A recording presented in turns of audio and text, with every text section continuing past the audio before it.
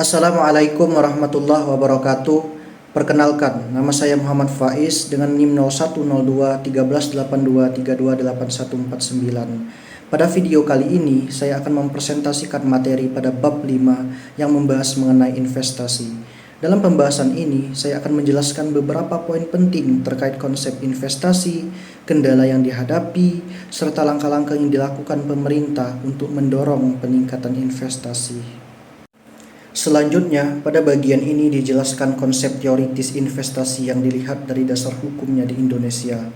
Beberapa undang-undang yang mengatur investasi antara lain Undang-Undang Nomor 1 Tahun 1967 tentang penanaman modal asing, UU Nomor 6 Tahun 1908 tentang penanaman modal dalam negeri, serta Undang-Undang Nomor 25 Tahun 2007 tentang penanaman modal yang menjadi dasar pengaturan investasi hingga saat ini.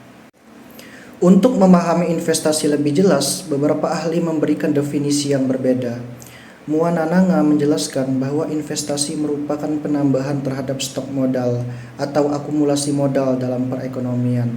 Kemudian Maluyu Hasibuan menekankan bahwa investasi dapat mempercepat pertumbuhan produksi sekaligus menciptakan kesempatan kerja. Sedangkan menurut Sadono Sukirno, investasi adalah pengeluaran untuk membeli barang modal guna untuk meningkatkan kemampuan produksi barang dan jasa. Selanjutnya, investasi juga dapat dibedakan berdasarkan jenisnya. Ini menurut William F. Sharp. Investasi terbagi menjadi dua. Pertama, real asset, yaitu aset berwujud seperti tanah, bangunan, dan mesin. Kemudian yang kedua, financial asset, yaitu aset keuangan seperti valuta asing, deposito berjangka, saham, dan obligasi yang diperdagangkan di pasar uang maupun pasar modal.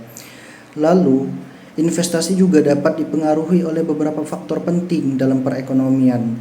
Di antaranya adalah tingkat keuntungan yang diperkirakan akan diperoleh, tingkat suku bunga, serta kondisi ekonomi di masa yang akan datang.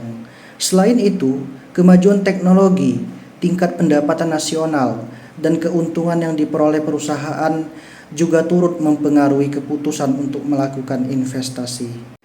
Selain itu, investasi juga dapat dibedakan menjadi investasi langsung dan investasi tidak langsung. Investasi langsung itu terjadi ketika perusahaan dari suatu negara menanamkan modalnya di negara lain, kemudian memiliki kendali terhadap aset atau perusahaan tersebut.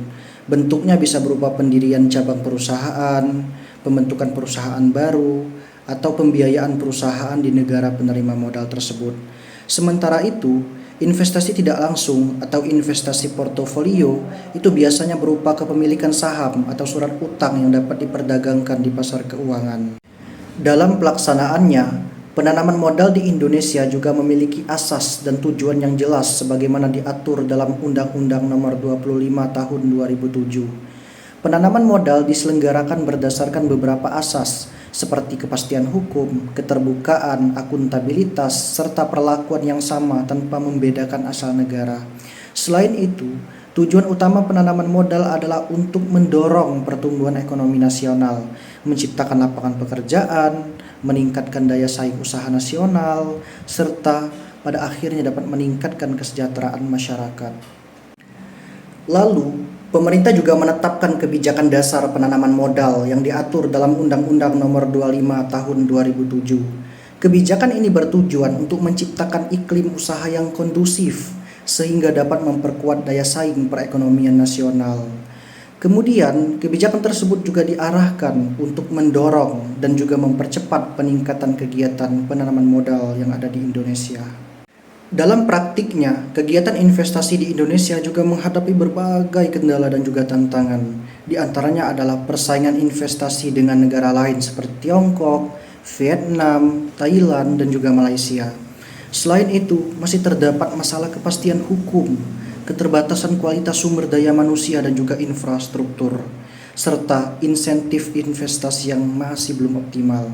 Faktor lain seperti biaya ekonomi yang tinggi dan penguatan nilai tukar real rupiah itu juga dapat mempengaruhi daya saing investasi. Untuk mengatasi berbagai kendala tersebut, pemerintah telah melakukan beberapa langkah strategis, di antaranya dengan menciptakan iklim investasi yang lebih sehat melalui program pembangunan yang berjalan. Selain itu, Pemerintah juga melakukan sinkronisasi regulasi antara pusat maupun daerah, menyederhanakan prosedur perizinan ekspor maupun impor, meningkatkan efisiensi layanan pelabuhan dan kepabeanan, serta memberikan berbagai paket insentif untuk investasi. Baik, demikian pemaparan singkat mengenai materi investasi yang dapat saya sampaikan. Semoga penjelasan ini dapat memberikan gambaran mengenai konsep, kebijakan, serta tantangan investasi yang ada di Indonesia. Terima kasih atas perhatiannya. Wassalamualaikum warahmatullahi wabarakatuh.